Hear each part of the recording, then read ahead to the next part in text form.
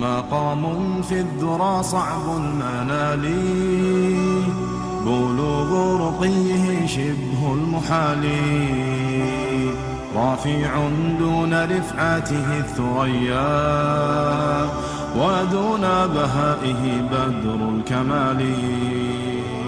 مقام في الذرى صعب المنال، بلوغ رقيه شبه المحال، رافع دون رفعته الثريا، ودون بهائه بدر الكمال. له آل النبي الغر نالوا، فآل المصطفى أكرم بآله، ميامين عمالقة عظام، بدين محمد بالغ المعالي.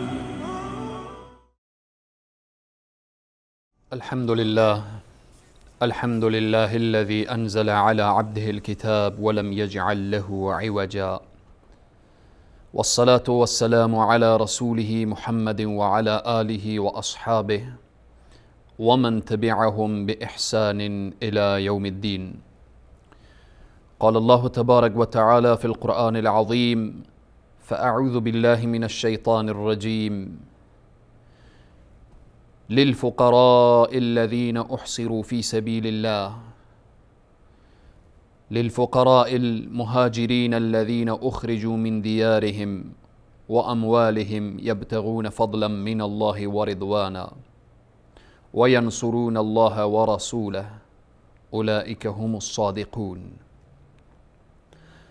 وأيضا قال الله تبارك وتعالى: محمد رسول الله والذين معه أشداء على الكفار رحماء بينهم تراهم ركعا سجدا يبتغون فضلا من الله ورضوانا. الآيه. خدمت همه بینندگان عزیز و گرامی، علاقمندان برنامه الگوهای هدایت، السلام علیکم و رحمت الله تعالی و برکاته. با یکی دیگر از سلسله برنامه های الگوهای هدایت قرار داریم. در جلسات گذشته پیرامون شخصیت والا و بالا سیدنا ابوبکر الصدیق و سیدنا عمر فاروق رضی الله عنهما صحبت نمودیم. امیدواریم که الله سبحانه و تعالی بر ما توفیق داده وقتی که از این ستارگان درخشان، از این شاگردان مکتب رسالت، شاگردان مکتب توحید و نبوت، شاگردان جناب نبی کریم صلی الله علیه و سلم، وقتی چیزی را میشنویم از سیرت ایشان، از زندگی ایشان، باید ما راه و روش این بزرگان را سرمشق زندگی خود قرار بدهیم. امیدواریم که دانسته باشیم ابوبکر صدیق کی بود، چگونه زندگی کرد و در راه خدا چی جان نثاری ها و فداکاری های داشت. امیدواریم که از زندگی سیدنا عمر رضی الله عنه چیزی را دانسته باشید و از آن زهد و تقوا و پرهیزگاری و از آن عدل و عدالت و شهامت و شجاعت و تواضع و فروتنی سیدنا عمر رضی الله عنه موضوعات را در زندگی خود تطبیق داده باشید. حالا باز هم بحث شاگرد دیگر هست، از مکتب رسالت. از بین اون ستارگان درخشانی که الله سبحانه و تعالی در کلام حمید و مجید خود وصف او شاگردان و اوصاف اون شاگردان را بیان می کند. این شاگردان نه تنها وصفشان در قرآن بلکه اصحاب رسول صلی الله علیه و سلم وصف اونها در کتب گذشته بیان شده است، طوری که قرآن می‌فرماید محمد رسول الله والذین معه اشداء علی الكفار رحماء بینهم. محمد فرستاده خداست و آنهایی که همراه محمد هستند، یعنی اصحاب رسول صلی الله علیه و سلم، دارای این اوصافن: اشداء علی الکفار، با کفار سختگیر، رحماء بینهم، و بین همدیگر مهر و محبت و صمیمیت و رحم و شفقت و ترحم دارن. اوصاف نار الله سبحانه و تعالی بیان می کند: تراهم ركعا سجدا يبتغون فضلا من الله و رضوانا سیماهم فی وجوههم من اثر السجود. این آیاتی که بارها و بارها شما ترجمه اونها را شنیدید که اونها در حال رکوع بودن و رکوع کنندگان و بالاخره از سیمای اونها اثر عبادت معلوم بود. ذلك مثلهم في التوراة و مثلهم في الانجیل الى آخر آیه. وصف و اوصاف شاگردان مکتب رسالت، اصحاب جلیل القدر رسول صلی الله علیه و سلم، نه تنها در قرآن بلکه در تورات و در انجیل بیان شده است.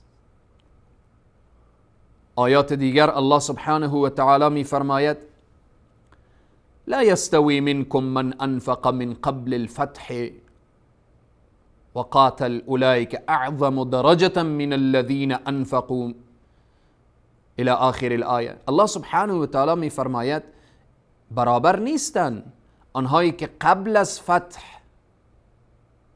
جهاد کردن، مبارزه کردن، انفاق کردن، بر اون کسانی که بعد از فتح اصحاب رسول صلی الله علیه و سلم.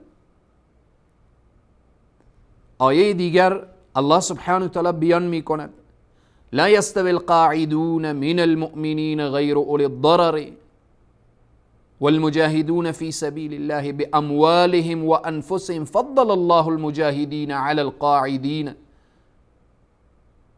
الله سبحانه و تعالی میگه برابر نیستن آنهایی که بدون عذر نشستن، جهاد را ترک کردن، با آنهایی که رفتن به جهاد، اینها برابر نیستن.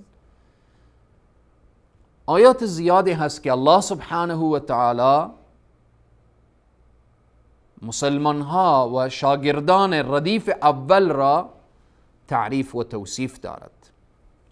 آیه دیگر الله سبحانه و تعالی می فرماید: والسابقون الأولون من المهاجرين والأنصار والذين اتبعوهم بإحسان رضي الله عنهم ورضوا عنه. الله سبحانه و تعالی باز هم از سابقون الاولون بیان میکنه، آنهایی که مهاجر شدن، از مهاجرین، از انصار. و همچنین آیات دیگری که الله سبحانه و تعالی می فرماید: للفقراء المهاجرین الذين اخرجوا من دیارهم و اموالهم. آنهایی که به خاطر الله هجرت کردن، به خاطر الله زندگی را ترک کردن، به خاطر الله سبحانه و تعالی از شهر و دیار خود رانده شدن. یبتغون فضلا من الله و رضوانا. وقتی بیرون شدن از الله چی طلب میکنن؟ فضل الله را، رضایت الله را. و ینصرون الله و رسوله. حرکتشان، قیامشان نصرت دین الله سبحانه و تعالی و نصرت نبی کریم صلی الله علیه و سلم. اولئک هم الصادقون. اینها راستگویانند. حالا این آیات را وقتی که شنیدیم در بین این اصحاب نبی کریم صلی الله علیه و سلم وقتی آیه للفقراء المهاجرین الذين اخرجوا، آیه مبارکه لا يستوي القاعدون من المؤمنین غیر اولی الضرر والمجاهدون في سبيل الله باموالهم وانفسهم، آیه مبارکه لا يستوي منكم من انفق من قبل الفتح اولئك اعظم درجة من الذين انفقوا، آیه مبارکه والسابقون الاولون من المهاجرین والانصار. این مجموعه مبارک اصحاب رسول صلی الله علیه و سلم وقتی سخن از این قوم هست، از این انسانهای مبارک، از این شخصیتهای مبارک، ما از بین این شخصیتها به طور خلاصه و فشرده دو شخصیت عظیم و بزرگ این مجموعه که سیدنا ابوبکر صدیق بود بیان شد، سیدنا عمر فاروق بود بیان شد. حالا بعد از اینها کیست از بین این مجموعه؟ وقتی اول نمره یا نمره اول سیدنا ابوبکر صدیق، دوم سیدنا عمر فاروق، حالا در ردیف السوم کی هست؟ الله سبحانه و تعالی میگه اولئک هم الصادقون، اینها راستگویانن. نبی کریم صلی الله علیه و سلم بیش از 100,000 صحابه داشتن. اصحاب رسول صلی الله علیه و سلم بیش از 100,000 بودن. بیش از 100,000 صحابه.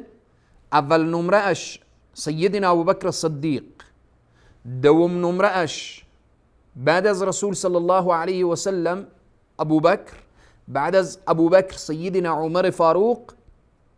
الان نمره سوم کیست؟ سخن از کیست؟ سخن از یکی دیگر از عشره مبشره است. سخن از کسی که وقتی در مقام سوم قرار میگیره از شخصیت هایی است که الله سبحانه و تعالی برایش وعده بهشت داده است. سخن از کسی است که چنان حیاء داره که ملائکه از او حیا می کردن. سخن از این شخصیتی که رسول صلی الله علیه و سلم می فرمایند از این حیا کنید که ملائکه از این حیا می کند. این کیست؟ این را باید ما بشناسیم، ما باید بدانیم. در بین شاگردان جناب نبی کریم صلی الله علیه و سلم در مکتب رسالت، در مکتب توحید، در مکتب نبوت، از بین شاگردان نبی کریم صلی الله علیه و سلم اول نمره ابوبکر صدیق، دوم نمره عمر فاروق، سوم نمره کیست؟ مقام سوم را کی کسب کرده؟ وقتی این مقام ها را میگیم یعنی نزد الله سبحانه و تعالی ارزش اینها، جایگاه اینها. انشاءالله که این شخصیت کیست بعد از یک میان برنامه انشاءالله بیان میکنیم و این شخصیت که جایگاه والا و بالا به نزد الله و به نزد رسول صلی الله علیه و سلم و به نزد امت اسلامی داره انشاءالله بیان خواهیم کرد. با ما باشید. السابقون الأولون من المهاجرين السابقون الأولون من المهاجرين والأنصار الأولون من المهاجرين والأنصار والسابقون الأولون من المهاجرين والأنصار والذين اتبعوهم بإحسان رضي الله عنهم ورضوا عنه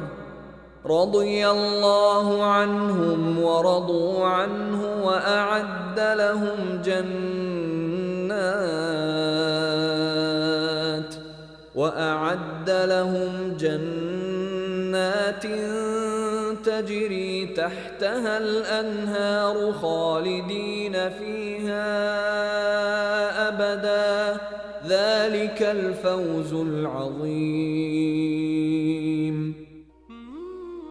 الله از پیشگامان نخستین که همان مهاجرین و انصارند و کسانی که به نیکی از آنان پیروی نمایند راضی است و آنان نیز از الله خوشنودند و الله برایشان باغ‌هایی آماده کرده که از فرودست آن جوی بارها جاری است و جاودانه در آن خواهند ماند و این رستگاری بزرگ است. مجددا خدمت همه عزیزان و بزرگواران السلام علیکم و رحمت الله تعالی و برکاته. سخن از کیست؟ سخن از کسی که گفتیم ملائکه از او حیا می کردن. سخن از کسی که جان و مال خود را در خدمت رسول صلی الله علیه و سلم قرار داد. این شخصیت کیست؟ سخن از کسی که اولین کسی بود که با خانواده خود، با اهل و عیال خود هجرت میکنه طرف حبشه. سخن از کیست؟ سخن از کسی که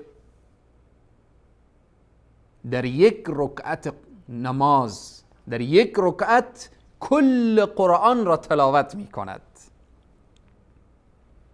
سخن از کسی که جامی قرآن هست. سخن از کسی که لقب ذی النورین را میگیرد. خیلی مهمه. کسی که لقب ذی النورین. سخن از کسی است که در این لقبی که گرفته اول هست و آخر هست. قبلش هم کسی چنین لقب نگرفته و بعدش هم نمیگیرد. سخن از چنین شخصیت است. سخن از کسی که تمویل کننده جیش العسره هست. رسول صلی الله علیه و سلم وقتی ما میگیم جیش العسره از نامش پیداست. خیلی غزوه سخت، غزوه‌ای که رسول الله صلی الله علیه و سلم را نگران کرده بود. کسی که بر لبهای رسول الله صلی الله علیه و سلم و بر چهره رسول صلی الله علیه و سلم فرحت و خوشحالی را ایجاد می کند. تمویل کننده جیش العسره این کیست؟ سخن از کسی است که رسول الله صلی الله علیه و سلم میفرمایند بار الها من از او راضیم، تو از او راضی باش. الله اکبر. آیا نمیخواهید چنین شخصیتی را بشناسید؟ آیا درباره چنین شخصیتی مطالعه کردید؟ رسول صلی الله علیه و سلم دست بلند میکنن، بار الها، پروردگارا، من از او راضیم، تو از او راضی باش. سخن از چنین شخصیت است. سخن از کسی است که رسول معظم اسلام صلی الله علیه و سلم طرفش نگاه میکنن و میگوین بعد از این روز دیگر ضرر برایش نمیرسد،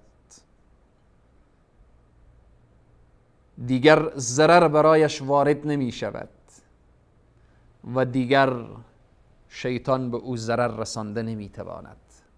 این کیست؟ سخن از کسی که پیامبر اکرم صلی الله علیه و سلم دو جیگرگوشه خود را برایش داد و گفت اگر سومی هم می داشتم برایش می دادم. سخن از کسی که هر جمعه و هر هفته یک غلام آزاد می کرد. سخن از کسی که قبل از اسلام، خیلی مهمه، سخن از کسی که قبل از اسلام نه زنا کرد، نه شراب نوشید و نه سرقت کرد. قبل از اسلام. بعد از اسلام به طریق اولا که اینها را نکرد.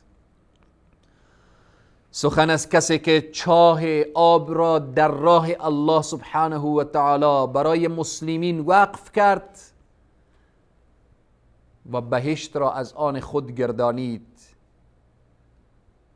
و گناهانش آمرزیده شد. چون رسول الله فرمودن اگر کسی چنین چاه در راه الله وقف بکنه، به خدمت مسلمین قرار بده، پاداشش بهشت هست و گناهانش بخشیده می شود. سخن از کسی است که این چاه را در راه الله وقف کرد. سخن از کسی که خودش می گوید الله اکبر. سخن از کسی که خودش می گوید از زمانی که دست راست خود را بر دست رسول الله صلی الله علیه و سلم قرار دادم، دست راست من دیگر به عورتم اصابت نکرد، دیگر دست خود را به عورت خود نزدم. سخن از چنین شخصیت است. سخن از کسی که در زمان خلافتش اسکندریه، بعداً تا افریقا و قبرس و خلاصه طبرستان و کرمان و سجستان و افغانستان و تا سرحدات ملتان پاکستان در زمان خلافتش فتح می شود. سخن از کیست؟ سخن از کسی که در حال تلاوت قرآن، من میدانم وقتی من اینها را میگویم سخن از کیست، سخن از کیست، خیلی از شما شاید دانسته باشید. سخن از کسی که هم جامی قرآن بود، هم بر سر قرآن و تلاوت قرآن جام شهادت را می نوشد. سخن از کسی که الله سبحانه و تعالی از فوق آسمان ها از او اظهار رضایت می کند. بزرگترین مدال، بزرگترین جایزه، بزرگترین افتخار، بزرگترین نعمت، بزرگترین فوز و فلاح و رستگاری برای یک بنده رضایت الله است. سخن از کسی است که الله از او راضی است و از او اظهار رضایت می کند. سخن از جانشین فاروق اعظم هست، کسی که بعد از فاروق اعظم مسئولیت و مدیریت امت اسلامی را به دست میگیرد، سخن از اوست. این کیست؟ همه اینها را وقتی که نگاه میکنیم، این شخصیتی که خدا از او راضی، پیامبر از او راضی، شخصیتی که بعداً مناقبش را، زندگیش را، سیرتش را، صفات خلقی و خلقیش را، زحمات و تلاشهایش را، ایثار و فداکاریهایش را همه را میدانید. سخن از خلیفه سوم اسلام عثمان ابن عفان رضی الله عنه می باشد. عثمان داماد پیامبر اکرم صلی الله علیه و سلم. سخن از عثمان ذی‌النورین، سخن از عثمانی که هجرتین داشت، هجرت به حبشه و هجرت به مدینه منوره. سخن از عثمان ابن عفان، از کسی که با لقب ذی‌النورینش اول و آخر هست. هیچ یک از انسانهای روی زمین، از آدم، از زمان آدم تا به قیام قیامت، چنین فرصت طلایی و چنین نعمت عظیم و بزرگی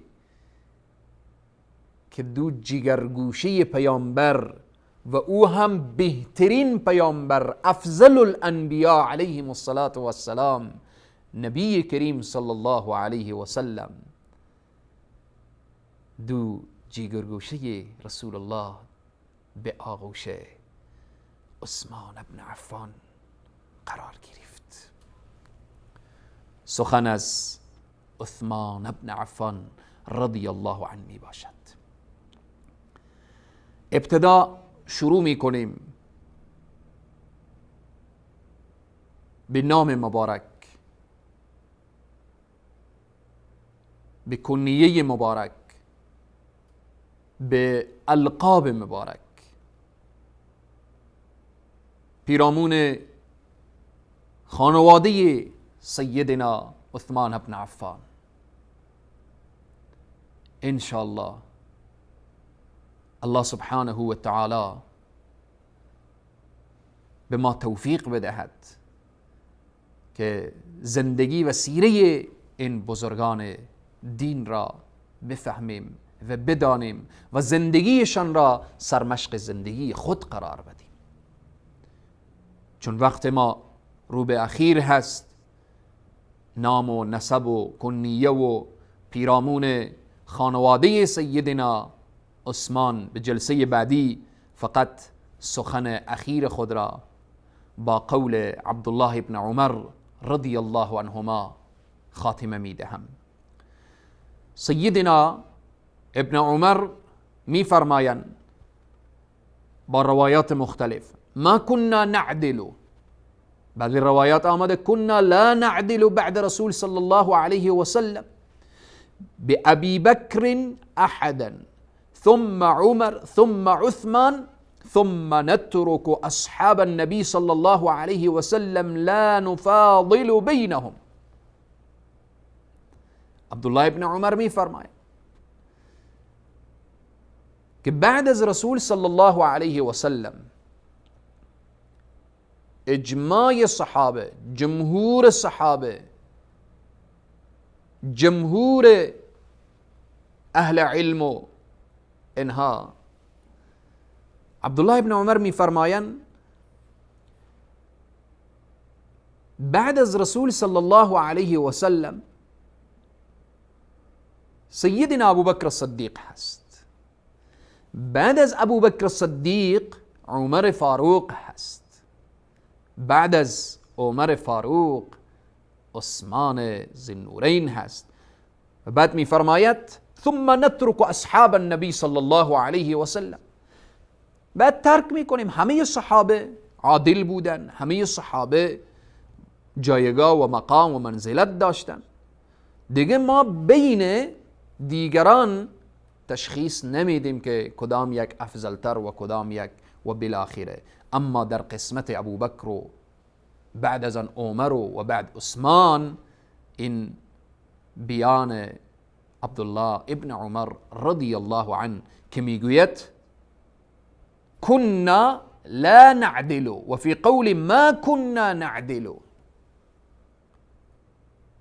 پس بناءً همه صحابه مقام دارن، منزلت دارن، جایگاه دارن و ارزش دارن، اما خلفاء الراشدین سیدنا ابو بکر الصدیق، سیدنا عمر فاروق، سیدنا عثمان ذوالنورین، سیدنا علی بن ابی طالب، عشره مبشره که بعدها ان شاء الله یکایک بیان می شود، فضائل صحابه، فضائل اهل بدر، فضائل اصحاب بیعت الرضوان، همه اینها الله سبحانه و تعالی در شأن همه صحابه میگه رضی الله عنهم و رضوا عنه.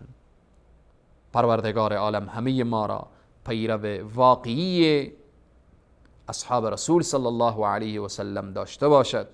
خصوصا و بالاخص الله بر ما توفیق بده که زندگی نامه سیدنا عثمان بن عفان را درست و صحیح بفهمیم و بدانیم و به آن عمل بنماییم. تا برنامه بعد شما را به خداوند کریم و رحیم می سپارم. والسلام علیکم و رحمت الله تعالی و برکاته.